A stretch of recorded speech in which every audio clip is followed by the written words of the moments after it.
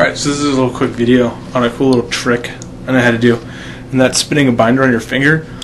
One of my friends taught it to one of my other friends, and then he taught it to me. And basically what you want to start out with is you want to start out with I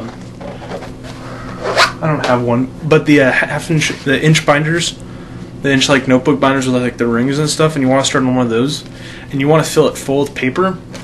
And basically what you're gonna do is you're gonna put your finger in the middle of it, and then you're gonna slightly move it off, and then when you spin it, you can find the middle of it, and so you're just able to like spin it just like this, and you can like stop it or whatever whenever you want to. So like this one's like actually really hard to spin because it's like vinyl kinda, but then you can get it going really slow. So I can't slow spin on this one. And you can pretty much spin anything that has just like a center of gravity. Like I could spin this wood thing, have some stuff in, but it's not that heavy, so it'll actually be kind of hard, but you can still spin it just like that.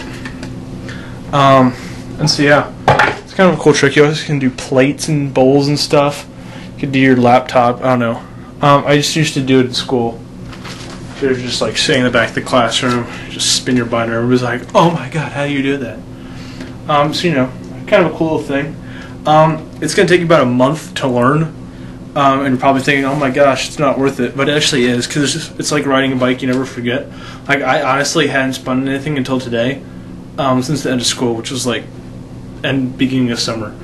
And so you can just keep it going, and this can actually help you actually get money, because I actually won like 20 bucks off this one kid. Said I couldn't spin it for the whole class period, and I spun it for like 50 minutes, so I got 20 bucks. It's kind of cool. You're also gonna do pillows, but it hurts your finger. You're also gonna get callus on your fingers, because if you do the pillow your first time, you're gonna grind all the skin off, and it's gonna like really hurt your finger and stuff. Just like that. And then I'll try and go and find a binder, and then you can launch stuff up in the air and get you back on your finger. Alright, so I couldn't find anything. I couldn't find a binder, so I'm just going to use my notebook again, but this time I've added duct tape on the center. You could say that it's cheating, but it helps you actually. It helps this grip more because it's like this, and it's also good if you're using a notebook and you're just starting, because the duct tape's easier to grip onto rather than just the whatever it is, plastic. So you just put strips of duct tape just like that, and it's also a fun little thing. So you can like peel it off, and you can use the duct tape to like fix your binder, so you don't have to like go through one a year rather than like 20. So yeah. Alright, so now for the throwing it up in the air and catching it. After you've gotten the spin part down pretty well, where you can just sort of let it go forever, you know, off center your finger and then, you know, spin it up, speed it up rather, you're ready to go on to the next step, which is throwing it up in the air and catching it back on your finger. A little note, when you start, it's gonna I guarantee your first one is gonna do this. It's just gonna slide off, and you just gotta keep on working at it.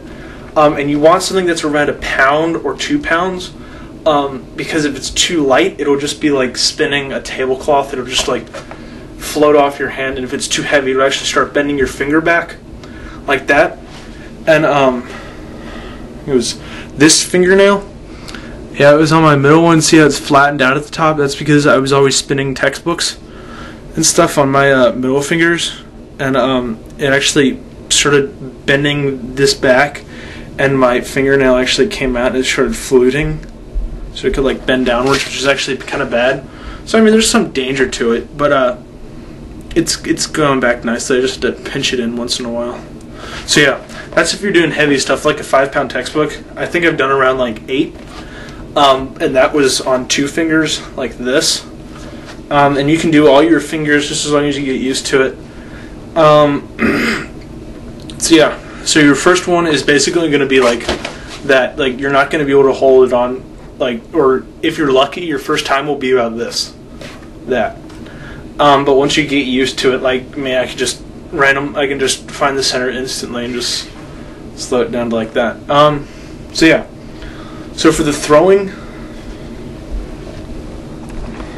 alright, so now really for the throwing part. So you have your duct tape on there, and if your hands are like getting sweaty, you need to have your fingers dry. So you always need to be constantly like drying off your finger, and this will actually help.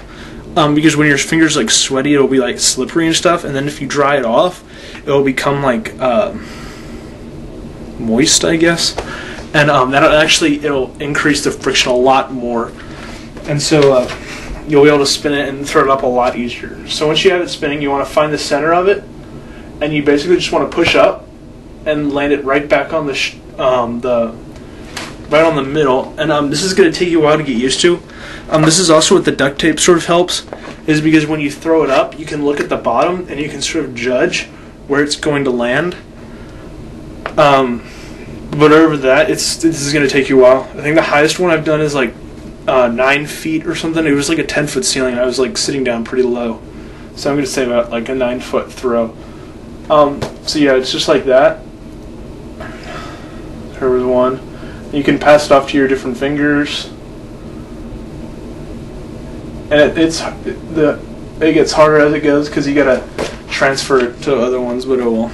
So yeah, it's really cool little talent. You can just sort of like do this, and you just like get people really nervous and have it going like that right next to their face, and you're like, hey, like what? And they're like, oh my god. So yeah, and if you're doing it with a binder, make sure all the paper's tied down, seriously, because that's happened to me once more, and I threw it up in the air and it went out. Wasn't really cool. So yeah, that's pretty much a little thing you can do if you want, just like spin stuff. And I mean, once you're able to spin one thing, you'll be able to spin pretty much everything. So yeah, do slow spins. It's horrible. And slow spin's really harder because you gotta really have really good control over it. So that's why you really need like cardboard or something, or like a piece of wood, something that's not slippery at all. Because right here, because then you gotta widen the radius of your spinning. So like when I'm spinning it really fast, I'm probably going about that much, but when it's slow spin, I'm probably going about this. And for the actual spinning part, what you're trying to do is, let's say it's perfectly balanced. Hold on, you're going to move your finger, this is exaggerated, you're going to move it off center so it drops down, and then you're going to push your finger to like the other side to like even it out, and so it'll be like doing like this type of thing, and that combined in like 360, it'll just keep it going, so it'll just be like this. So like as you can see, my hand is moving in a circle, and then as it gets faster, you want to slide your finger in, so it's just like that. And then it's pretty much on feel. You really don't even need your eyes, like I can do with my eyes closed. Yes, I actually can. So watch. See, I'm like not even looking. Because you can feel how fast it's going. You can do slow spin. I'm not even going to attempt that. So yeah. And so yeah, you can pretty much do it like for however long you want. It's pretty much until if your arm falls asleep or your finger gets tired. So yeah, it's a cool trick you can do.